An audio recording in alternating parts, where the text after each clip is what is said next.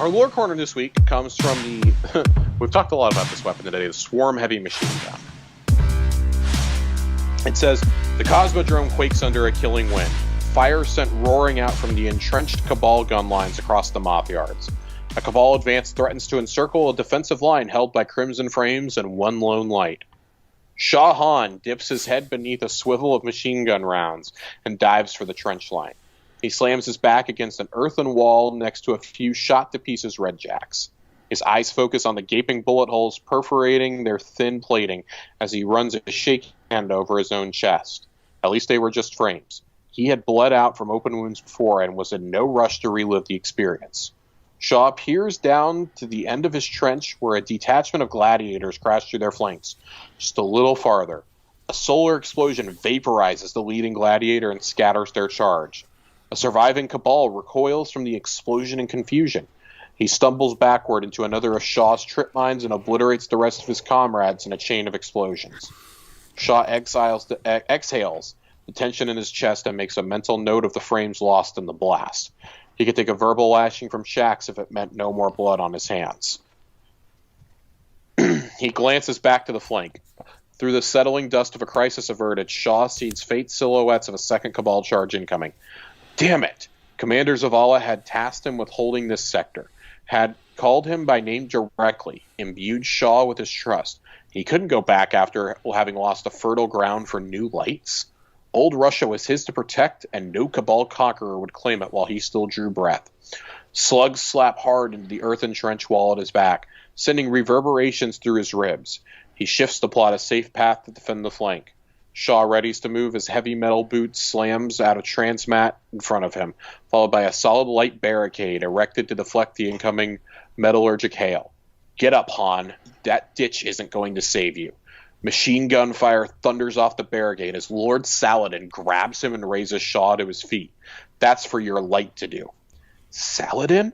Shaw closes his mouth and tries again. Lord Saladin. Zavala forwarded your support request. Saladin ignores Shaw's surprised expression and eyes to Cabal fortifications. You're with me now. Sir. Shaw nods with a steady confidence. What's the plan? Saladin peers through the cracking barricade, slugs crashing finger lengths from his face. Holiday is en route to deploy our heavy ordnance, but she needs their attention off the skies. Saladin looks for him for the first time and smiles. Take out their flat guns and give them no choice but to focus those machine gun nests on us. Oh. Shaw wasn't sure if he'd call this a plan. Maybe a Titan plan. You're fast on your feet, son. You'll be fine. Saladin motions the advance. Jack's suppressing fire. Lord Saladin strides into the no man's land, surrounded by advancing redjacks and a billowing aura of searing refraction. He hurls a fusion grenade across the expanse without breaking pace and demolishes one of the dozens of machine gun nests outright. Shaw moves behind him. Flame licks down the Ahamkara's spine lashed to his arm until it meets the hammer of his weapon and ignites his golden gun. He singles out several enemy flat cannons and skewers them with solar points, incinerating nearby Cabal. Hot barrels realign on the Guardians as a magnificent flare emblazons Lord Saladin's armor in solar light. From his palms erupts a mighty maul that clinks into his gauntlets. Heavy slugs clank as they shrug off his immolated plate. He does not flinch or falter. Saladin charges the line, hard intensifying and melting slugs into slag droplets that ping and sizzle against him. He slams his maul into the dirt, driving a sweeping inferno towards the Cabal gun line. It hits like a bursting artillery shell, catching oil alight and spreading hot panic throughout the ranks. Shaw dodges around incoming fire and reloads his weapon. He snaps off two more golden rays into the remaining enemy flat cannons. Frames push alongside them, absorbing slugs for the Guardians and keeping pressure on the gun line. Shaw spots several gladiator detachments, redirecting to confront them. He pushes the bulk of his light into his weapon, spreads its influence to reach the nearby redjacks, and reignites its gun before touching the barrel to the ground and firing. The ground bubbles with hot magmatic light. A warmth envelops the redjacks. A solar flare imbues and empowers their rifles with golden power. Shaw directs the firestorm of golden redjack rifles to incinerate every last charging foe. Saladin bears down on the Cabal almost in their ranks now. He has a wildfire of light and death. Legionaries flee their nests rather than challenge him. Frantic Cabal radio transmissions crackle across the battleground. All remaining guns turn to stop the Iron Lord's advance, but only succeed in slowing him. Saladin's voice bellows above the gun line. Now, Siegfried! A Vanguard Vulture-class battle carrier shrieks through the sky above, just long enough for a lone Guardian to drop from the clouds. A meteor wreathed in lightning, bringing down havoc from the skies. So, first off, that's a hilarious mental image of Dude, Shah it's so funny. cowering in a ditch and Saladin literally picking him up to his feet, like Aragorn to Sam after Gandalf's death, and is like, shrug it off, you'll be fine. Oh my gosh, I hate Shah. The biggest implication here may be a new Hunter Super. Yeah. We have never seen this in the lore before, but it says specifically that the ground bubbles with hot magmatic light. A warmth envelops the Redjacks. A solar flame imbues and empowers their rifles with golden power. Imagine being able to give Golden Gun to all of your allies for your super. That would be interesting. Like, you gotta give it to Shahan, though. Yeah, did you have to give it to him? Listen, I'm a hunter. Why is my hunter not in the lore getting this? That's what I want to know. Why is our Guardian never in the cool parts of the lore? We're just like doing everything. It's because then like Shaw is like, you be careful out there, Guardian. It's like, dude, shut the fuck up. Saladin literally had to pick you up off the ground. Yeah, he's hiding behind some cargo crates. Giving you bounties in the Cosmodrome.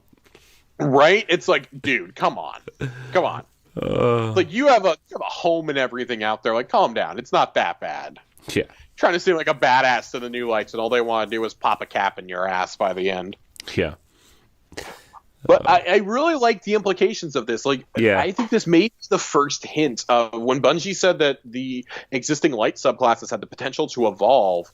Maybe this is the next step of Golden Gun. Instead of having two Golden Guns, maybe one of the Golden Guns turns into this. Mm-hmm. Or like, I don't know, maybe there's like another branch to maybe there's Golden a fourth Gun. tree. Yeah, maybe you do a fourth tree. Yeah. I think that's how you keep those light subclasses competitive, right? Because you have something like this, like, I'm not running stasis. Or you could almost run Nighthawk with this. Or maybe you get rid of the branches altogether and you go back to like the way Destiny 1 did it, where you could choose, pick and choose different bubbles, to optimize the class for certain things. I think they're going to restructure it to be similar to the stasis classes, very much RPG-esque. Mm-hmm. But this is really, really cool. I like this. Despite the Shahan narrative, I really like this. Mm-hmm. It's hilarious, the mental image of Saladin just like strolling through the Cosmodrome, just blowing everything up. Mm-hmm. It's a Titan plan. Hysterical. It's a Titan I was plan. expecting him to pull out Galahorn. Yeah, that would have been cool. That asshole probably went back to the tower and pulled it out of my old vault. Man, when's Galahorn coming back? Never. We've tackled this question before. I know. I don't want Galahorn back. Yeah, I know. I think there's so many better options now. Yeah. For Heavy. Like, if you brought it back, it would just be like nostalgic. Yeah. But there's no way I could see them conceivably, as much as I'd like it back, as just for the nostalgia, I could see them doing it in the final expansion of the Light and Dark saga. Mm-hmm. Bring it back, but with the full understanding that, like, when the next chapter starts, that's not Light and Dark, they're going to sunset that specific exotic. Mm-hmm. Or maybe it's like maybe Galahorn, like the torch cannons. Oh yeah, like maybe. Oh my god, dude! If you could pick that up, like, just imagine a raid. We talked about this. Like, imagine a raid encounter where everyone is picking up Galahorns for boss damage. Mm-hmm. Oh my god, dude! What, you're running through the city, like you're running along the rooftops, chasing this big enemy, shooting Galahorns at it while it's destroying the city. Mm-hmm. What if the Traveler is the final boss of the Light and Dark saga, and you have to use Galahorn to defeat it? I'd be so mad. I'd be so disappointed. I'm shooting it from the old tower, just like taking 3 minutes for a rocket to hit the fucking Traveler every time you shoot a rocket. Yeah. You have to stay alive for those 3 minutes. Maybe that's like the final event of the Light and Dark saga. Maybe it's Everyone fires Gallarhorn in a community event. Yeah. Yeah. You just see like it. You just see like all these guardians lining the wall with Gallarhorn, and they all blow up the Traveler. That would be great. I would like that. It's fantastic. It's a cool image. It's a really cool. Every Guardian that's logged in, just like 50,000 or not 50,000, like 500,000 Guardians, all shooting Gallarhorn up at the sky. Mm-hmm. Like everybody loads into a different place in the tower, and you see all these rockets cascading across the sky. Yeah, and everybody's marker just says "survive." Yeah. Like, imagine that, like, it's a darkness zone for everyone, and, like, at least one Guardian has to live. Yeah. Oh, my God. It's going to be Luke Smith. Luke Smith is going to be the one guy. He's going to be in a safe room the whole time. Yeah. Oh, my God. Halo Reach style. God. Yeah. Survive. I don't think my heart could handle that. Yeah. Not with my Exo. That's an interesting topic for another day, though, where, like, if there is the end of the Light and Dark saga, what happens to the ghosts and what happens to your light? And do you, like, how do you, like, revive yourself if the light is gone, you know? Right. I have no idea. That's an interesting topic. But, I mean, that's clearly a topic for another day when there's a slow time. But, man. Yeah. So. But, yeah, man. Saladin's got that Titan plan. There's also shame we're gonna have to kill him to protect the crow. There's a rumor that like Aphrodite might be coming back at some point too. I hope she does, because that was just abrupt how she took off. Mm-hmm. We know she fought in the Red War, and that's the last we heard of her. Mm-hmm. Yeah, I'd like her back. I liked her hosting Iron Banner better personally. Yeah, as the vendor, it made the world feel more alive. Yeah, yeah. I almost feel like, I mean, not to the extent of this, but I almost feel like Destiny is getting close to that Star Wars problem where everything revolves around the Skywalkers, and now here everything revolves around like the Zavala. The Vanguard, and like the people, you know, like we've been. Yeah. I don't know. I just feel like it'd be neat to go somewhere else, and like the Iron Lords are here, and then you know you have the Vanguard here, and I don't know. And I get we said this when we talked about it a few weeks ago about the future of the franchise, that we do think that, well, at least I think that we're going to leave Earth behind at the end of Light and Dark, and we're going to go to another. Personally, I was a fan of. I was pro going to another solar system now during this. But if you're going to destroy the city, you have to commit to actually destroying it.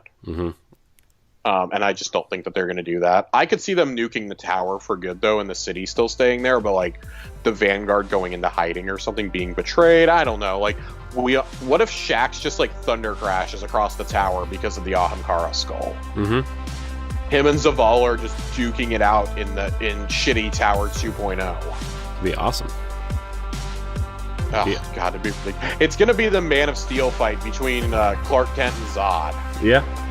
All across the city, though. Yeah.